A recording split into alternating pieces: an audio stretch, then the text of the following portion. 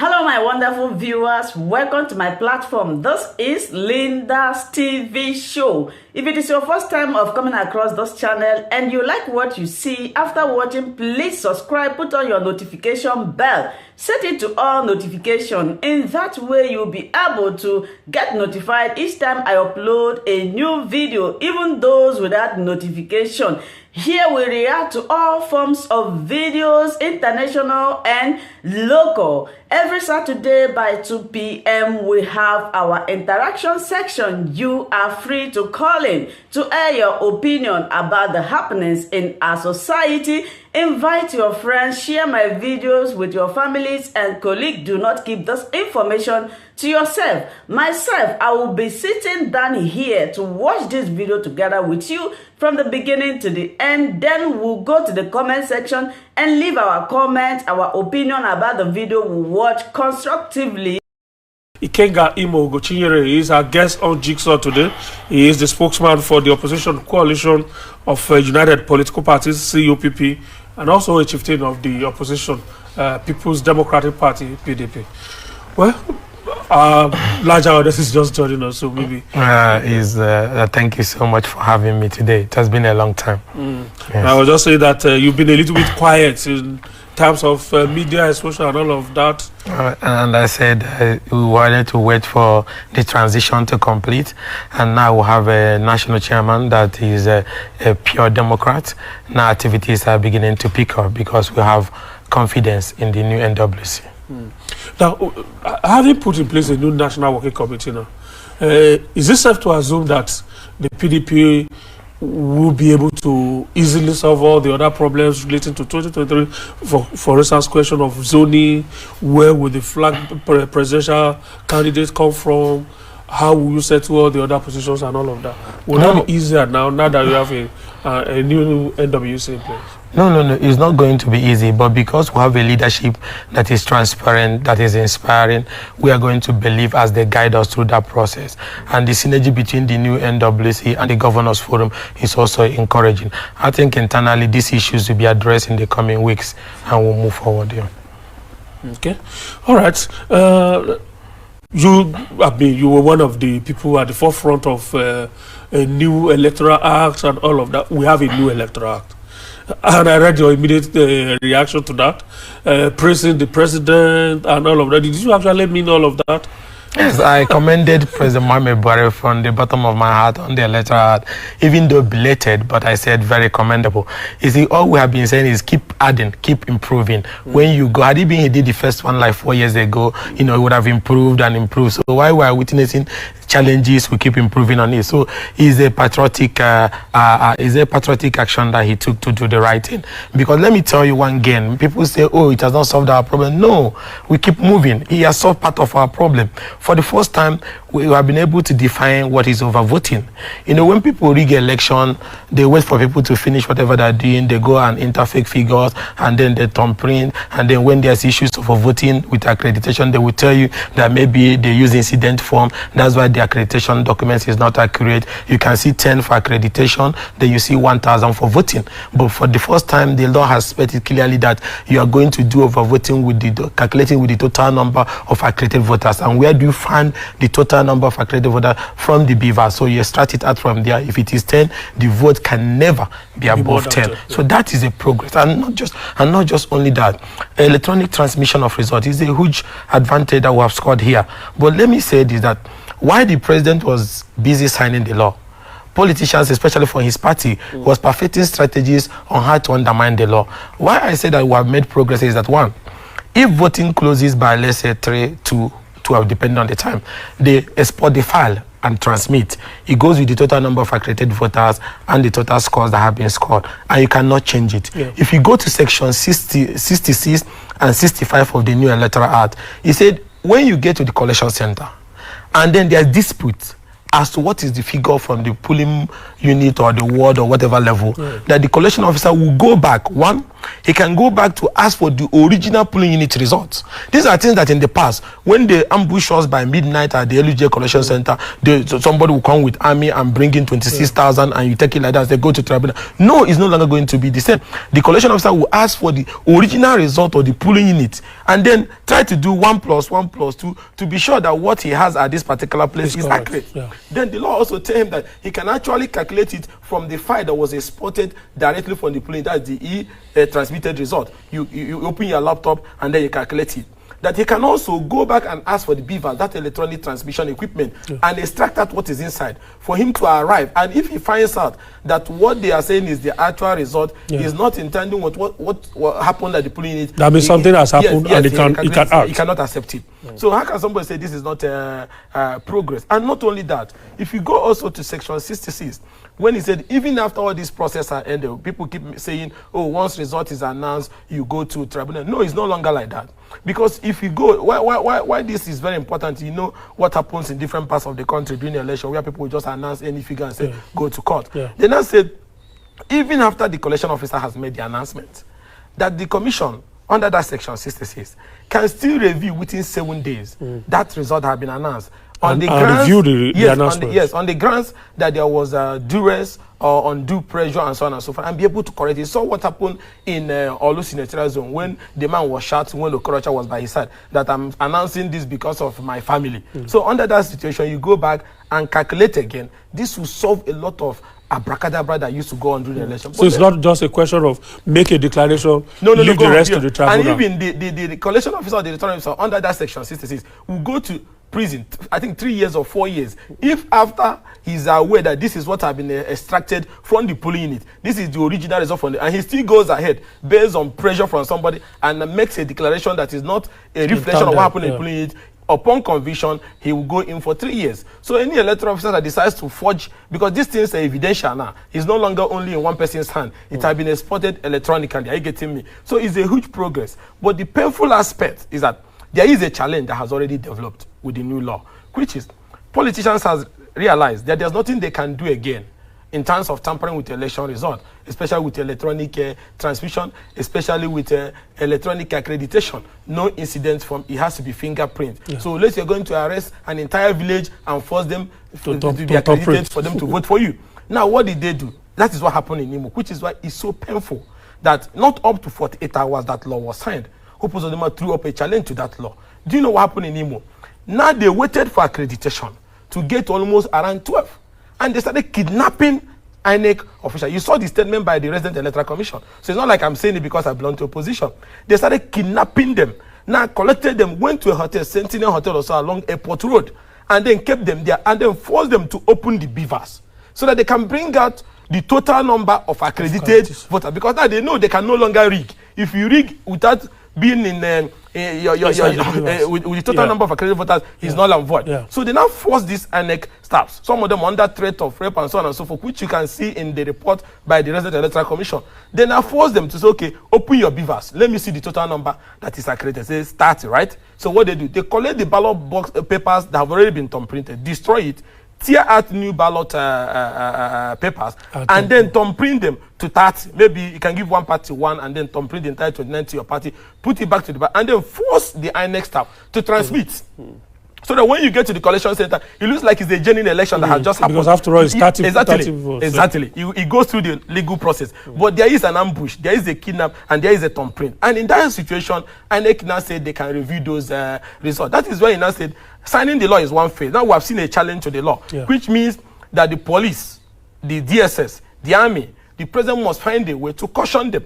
Because what the police did, they kept quiet. They took almost about 50 staffs of INEC, so it's not something that is hidden. Everybody saw it. So how do we solve that situation to avoid the situation whereby the lives of electoral officials will be at risk on election day, where politicians will start adopting them to force them to open the BVAS for them to extract their created number of votes and be able to thumb print. And also to find out this fraud, I'm telling you, if an electoral officer is giving 100 ballots, right, and there is 30 that was used, So it means that when he's making a return, they're supposed to be 70. Yes. But to perfect this fraud that I've just told you happened in Imona, the ballot will no longer be 70 because you destroy the 30 that have been cast and tear out another 30. In that case, the ballot that they will be returning will be 60. Instead of it should be 40 instead of 70. So in that case, the commission must have a way of checking that when their stars come back from duty, what is the total number of votes having cast? What is the returning ballot you are coming back from? Anyone that is not complete, it means that this thing I've told you has happened, because for you to do this thing I'm telling you, the ballot will no longer be complete. And then there must be commitment from security agencies to ensure that this adoption of electoral officers does not repeat itself. And that's what everybody is hoping, because tomorrow is Friday. That is the last day the new electorate has given INEC to review the WAHALA election. And I heard they are working on it. But the most important is that any decision they must make, they must bear in mind that if they don't send a strong message within WAHALA, politicians are going to go back and start kidnapping the electoral officers like that happened in Imo. So you must send a statement to ensure that people do not go to that extent of tampering with the beavers, to that extent of kidnapping electoral officers and then forcing them to export a file. But like I said before, this law is an advantage, because the question now is, how many electoral officers are you going to kidnap? Exactly. And again, this calls for vigilance from all the political parties, that you must vote and start the polling unit, policies with your cameras, follow them, use your vigilante, chase them, so that they don't go about adopting electoral officers. So to me, is a progress, and the president have done noble by signing the law. Not but on the part of citizens, what can we do to safeguard this kind of situation that you just mentioned now? Because it's shameful really that we campaigned for an electoral law, we campaigned for reforms for years, and now we have a law, and less than a week after, the law is being tested, and it's being it's 48 hours. It's not even a week. The law is being raped already. The next day, it was the law is already being raped. So what is the antidote to that? As we because we have two other elections that like are I coming said up before, shortly. First is vigilance. Like in a place where I monitor, they call it Umekunem.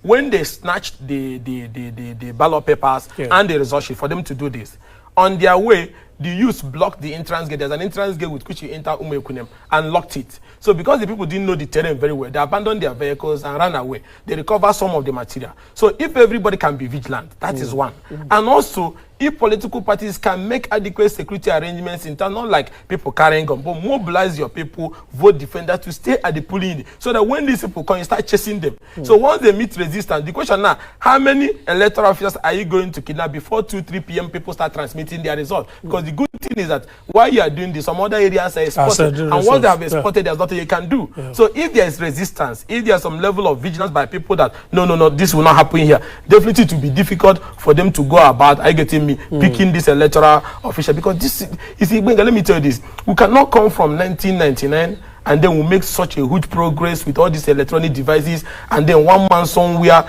takes us back to the barbaric days of adopting electoral officers, so crudely to force them to open the beavers and then start on printing. Some of the electoral officers has made their statement. Are you getting me? So that's why I said another way is that INEC must use WAHALA to show their readiness not to tolerate this kind of political rascality, that people don't get away with this kind of nonsense. That's why we say total cancellation and send everybody back to the polling. And again, ensure it does not happen. One, every electoral officer that goes to election, once you come back, your ballot paper must be complete. If it's not complete, you prosecute him for tampering with government property, which the law also have a provision for. So once the electoral officials know all these things, even if you force the ones that come out, they will come and say, this is what happened. Like some of them said, this is where they forced us to open our visas and trans. Because once this is done, let me tell you, if you're looking at INEC dashboard, it looks like a genuine election is going on in those polling units. But it's not a genuine election. Somebody somewhere has hijacked the man and forced, just like for somebody forcing you to open your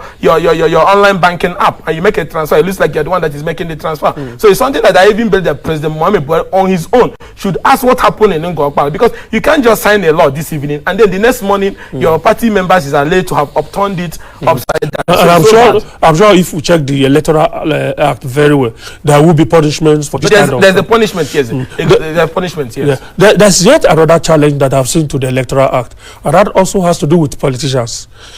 The new electoral law of course talks about the need to promote internal democracy within the political parties, which is why it has specified the mode through which candidates of political parties should emerge.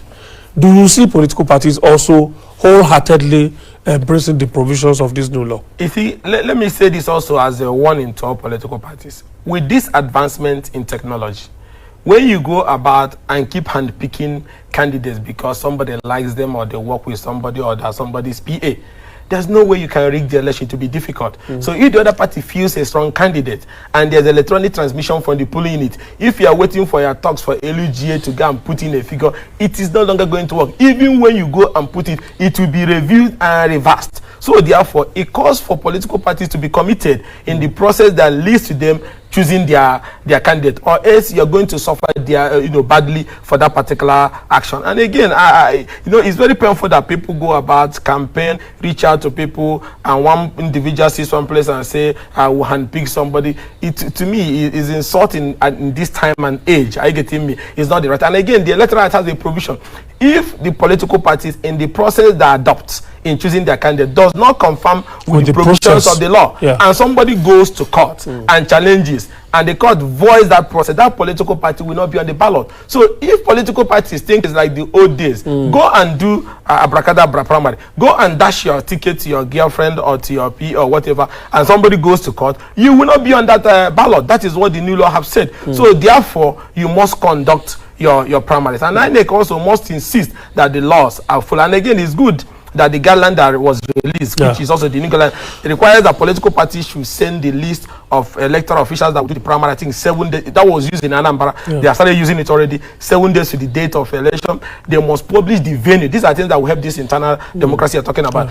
People wait until Friday. They don't even know the venue of the primary. But this new guideline is now saying that you must place advert in national papers showing that this is the venue where that primary is going to hold 7 days to the time. And if you want to change it, you must give INEC 3 days to the time before you change it. And also the people that will conduct that primary, you're going to make them write them and send to INEC. So not tomorrow you go and bring somebody to say he has done the primary.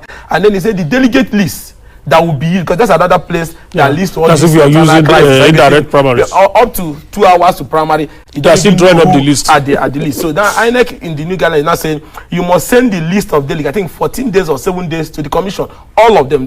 This started with Anambra. You must send it to the commission so they will see. And every aspirant who wants to reach out to those delegates can apply and be able to know who is the delegate. Even if you don't agree, you can start your appeal and your agitation. Maybe you have somebody that is not supposed to be a delegate that is on the delegate. So all this improvement will help political parties to do the right thing. Because if you leave political parties on their own, most of them will not do the right thing. They like to operate with that law. Yes, exactly. If you allow them, they will rather operate with that law. So these are developments that happen. And also, I saw that when you were talking about the issues of independence candidacy that seems to have settled in both chambers. Yes, we'll talk about independent candidacy now, just after this one.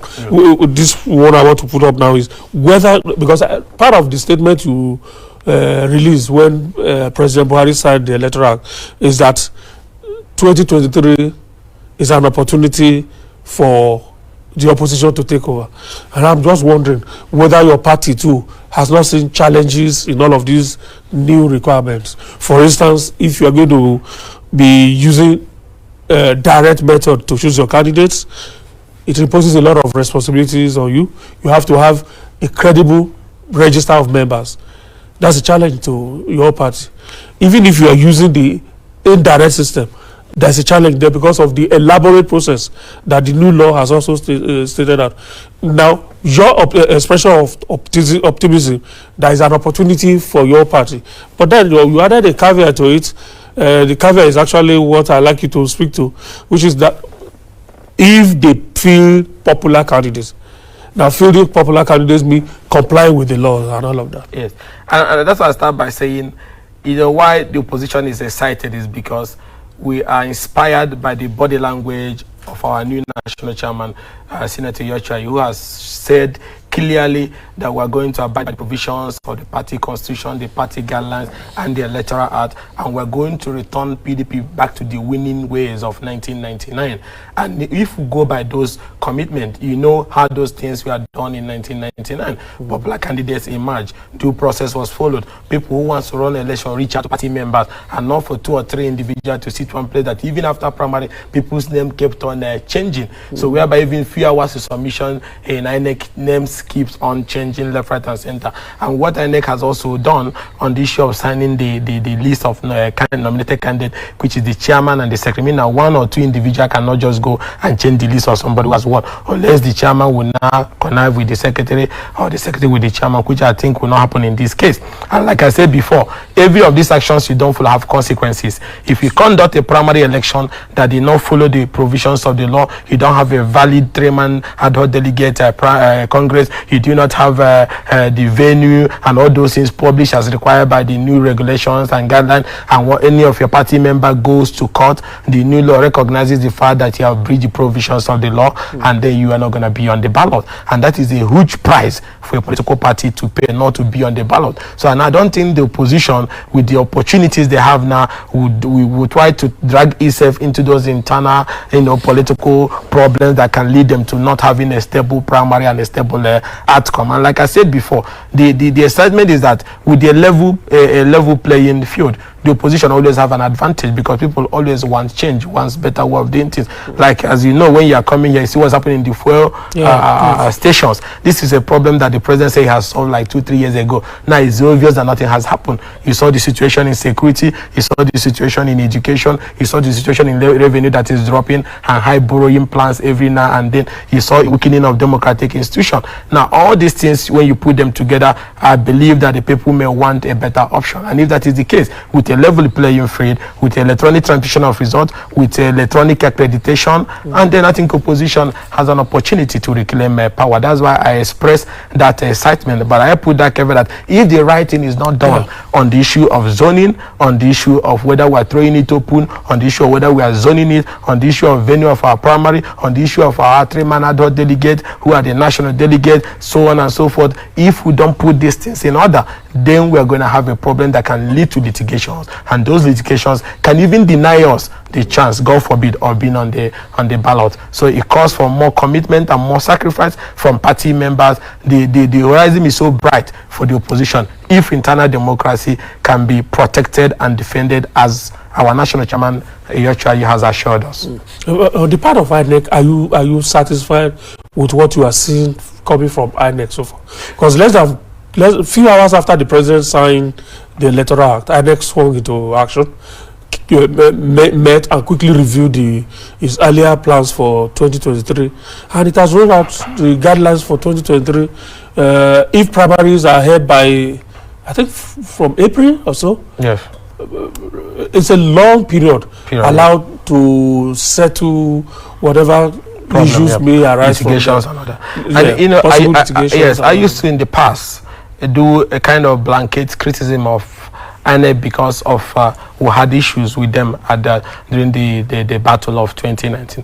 But now I've started to have a second thought on some of the issues. I look at processes. Now, one of the processes that even before the president signed the Electoral Act, the INEC chairman, Professor Mahmoud Yakub, has started tinkering with the idea of electronic transmission of results, electronic accreditation. Yeah. So even the big salute should even go to him that engineered that process. More like forcing the hand of the government, the lawmakers, and the president. INEC stood their ground. Unlike before, where INEC used to be 100% what the government wants. That electronic transmission, that electronic accreditation, they tried it in different states in the country before this law was now signed to make it a legitimate instrument. So with that commitment shown by the Electoral Commission led by Professor Mahmoud, I will now say, okay, we are watching. Let's see how you are now going to implement the larger, laws that have been given to you, especially how you deal with people who want to subvert that process. Because if we don't address the Imo issue, it's very important. Then other people have had what happened in Imo. They go back and start adopting your staffs, and it puts the lives of your staff in danger. So you have to review. And I'm happy that the resident electoral commissioner, came out boldly to say what happened here is unheard of. It never happened before. And I also been told that he has also done his report and sent to the relevant organization. So I strongly believe that before Friday, which is the last day provided by the new law, the commission must explain to Nigerians what is their decision, whether they are invoking their powers under Section 66 of the new Electoral Act to cancel the Ngokbal election and other area round, or whether they are doing any. But the point is that whatever they want to do, they have 7 days to take that decision, which expires tomorrow being Friday, and also they have 14 days to issue certificate of return, assuming they want to go ahead with what has been done. So all these things, I thank God, have timeline. So Nigerians are watching to see what INEC will do to address this. That WAHALA is a state constituency. It's just a state house of, it's just a by-election. Very 193 polling unit, and that is, and you see, let me say this with all due respect, because I like being straight. You see, I'm beginning to find a link between the role played by the police with what happened in Supreme Court, where the mandate of Ihedio was upturned and given to somebody who came forward. Let me explain to you. If you remember, there's a police officer who testified to support the result of the 388 polling unit, the highest ever forgery in our electoral process. He said he was in charge of police operations for the election. Good. Now, that same police officer is the commissioner of police in Imo. So, could it be that he has continued to carry on what they did last time? So that's why police should restore its integrity. In the first place, for him having testified on that result that is contentious, why post him as the commissioner of police to the same man he testified in that same issue that is still dragging our Supreme Court down? So it pains my heart that seeing him there, and then what happened in Gokpala happened, and people were calling for help. These electoral officials were not rescued until these things were done and transmitted. It's very bad, and I think that going forward, the president, apart from signing this law, and then the NALITY chairman must sit down with security agencies. How do you control the security agencies, especially the police and the DSS, who may want to allow, whether they are in opposition or ruling government? It doesn't matter.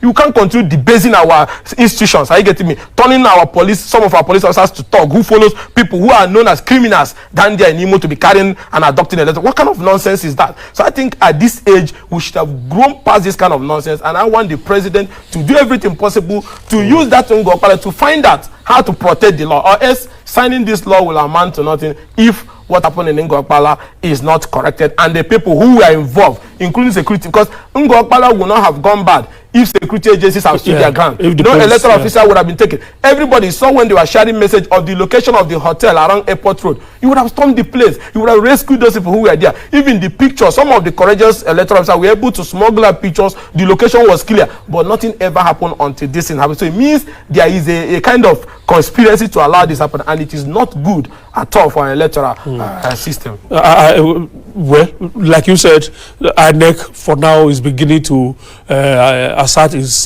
position, and is actually sending that signal that it can't be relied upon. So let's see how INEC treats the Ngokpala issue. Let's move on. The one you raised much earlier on has to do with the independent candidacy. Now that's a fallout from the constitutional amendment process that followed after the signing of the Electoral Act by the president. Independent candidacy in a political order where you have as many as 18 registered political parties, isn't that kind of superfluous? And again, when you look, when you see the requirement for you to be an independent candidate, would you rather not go and pick the ticket of a political party instead of wanting to subject yourself to that rigor? I think there's nothing wrong in that. Why do I say that? There's some individuals that their name are more popular than political parties in some area even. So telling them to even go into a political party, most times their name is even more popular than those political parties. But you just drag everybody into the field. Because for you to be an independent candidate, there has to be something like an election before election. Yes, and the nominators and so on and so forth. Exactly. That's why I said if you have the capacity. So it's like election for before instance, election. If somebody like Abiola is alive today and he wants to run as an independent candidate, I guess he has the capacity to be able to fulfill those procedures. So let's leave it there in case tomorrow. Remember, these political parties are being deregistered going by the amendment to the constitution earlier. You have 18 today. What if tomorrow 7 or 8 or 10 doesn't win any legislative seat, you deregister? Maybe at the end of the day, we may end up having 2. So if there's a clause like independent candidate, then people, when you have 2 or 3 political parties and they don't have ticket and they are strong, can fulfill those criteria and they can run as an independent candidate. The most important is that opening the political space and giving people options is very critical to deepening democracy. The options should be so wide, and I think the issue of people, wanting more political parties, the issue of independent candidacy have also solved part of those issues. So that if you think you can do it, if you think the people love you, if you think you have the capacity to fulfill the criteria, then you can run as an independent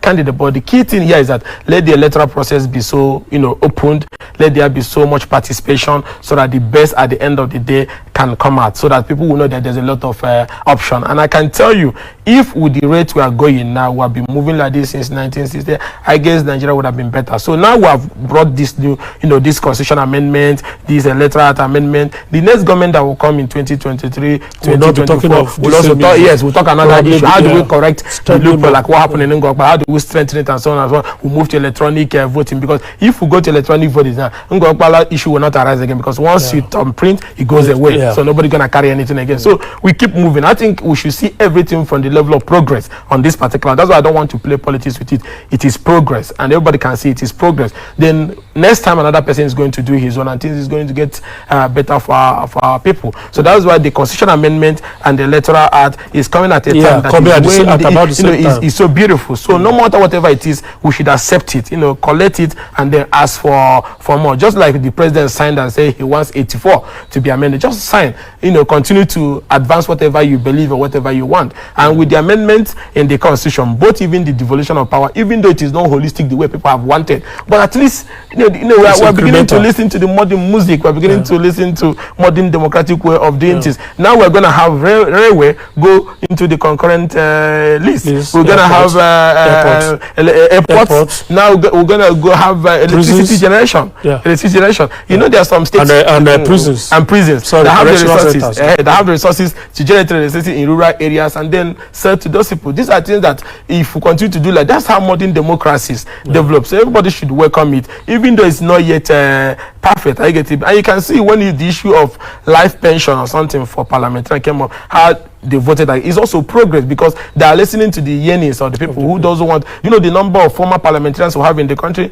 So in the next 50 years, we're going to have almost 1,000 people, pensioners exactly, from the National Assembly alone. So these things are progress. But I have a problem, when you go to section 6 of the Constitution, that said, okay, 2/3, which is 72 senators, 240 rep members to pass. We are going very well right now. Then where I have a problem with the gains we have recorded with the Constitution amendment, and I must commend the National Assembly for what they are doing, but I have a big fear. That big fear is still under that section 6 of the Constitution, where you now need 2/3 of the state House of Assembly, then you require 24 states. Now we have seen in the past a group of young men, because they are dancing what I call politically on the table of the governor, when you say collect legislative autonomy for your own good, you say I don't want it, because you want to be loyal to one individual who will still leave office. So I hope that Nigerian people should realize that as we are celebrating this little progress that we have recorded, that this thing have a big challenge, which is when it goes to the state House of Assemblies, where these governors have a strong control on these guys who are in the state legislature, that they might throw away those critical, especially also local government autonomy. It's not the first time he's going through this process. Whether the administrative autonomy that have been granted and the financial autonomy. Now, most governors are feeding on the local government money. Now, they are going to, and even, let me even say that some lawmakers in some states, there are some states to go, the governors are allowing the local government to pay some lawmakers 1 million, 2 million a month. So, they will not tell them now, if you give these people full autonomy, this business will not continue. But you remember when we were growing up, and I think it's the same maybe when you were growing up, when we used to go to the local government headquarters for match pass, for cooking competition, you have the health centers. I was born in a health center. These things were working very well. Until the crop of governors that came in 2007 or 2000, completely emasculated it and then took it away and are giving them money to pay salary. You see, I am praying that our state lawmakers, for once, should do something that their own children will benefit from. So we can restore governance back to the rural area, so that if money is given to a local government and paid into the account, and the local government chairman decides to pull it out and dash to a governor, he'll be the one that will go to jail. And this idea of state joint allocation or whatever they do, where if the state is supposed to be putting inside, but now they're even taking inside without putting inside. So I think that what the National Assembly have done is a huge progress, but then sustaining it, going by the provision of Section 6 of the Constitution, it's going to be at the doorstep of the state lawmakers. And I want civil society group, the media, to continue to put these lawmakers, keep to put pressure on them, so that for once they will do the right thing. The state state judiciary will have full autonomy. You see the way some governors will be talking on TV. I give my chief judge 100 million. I give my state judiciary 200 million. As if to say it is his money he's giving them. Now, how can we get good dispensation of justice when the government is just giving and not giving and all those to the CJ? But when the CJ have full autonomy, definitely the CJ will be able to do the right thing for the state. So to me, it's more of everything is more of progress that we are making. I'm sure one area that you also have some comment has to do with the fact that 4 bills that had to do with our women were put up and all fulfilled, including the one that was aimed at creating special seats for them in parliament. Because if you listen to the prologue to this program, there's a reason behind that bill, which is that Nigeria has become the poorest country in the West African sub-region as far as women representation in parliament is concerned. We are the poorest, and then in the African continent we are the 3rd poorest. This law also had a time limit to it, just 16 years.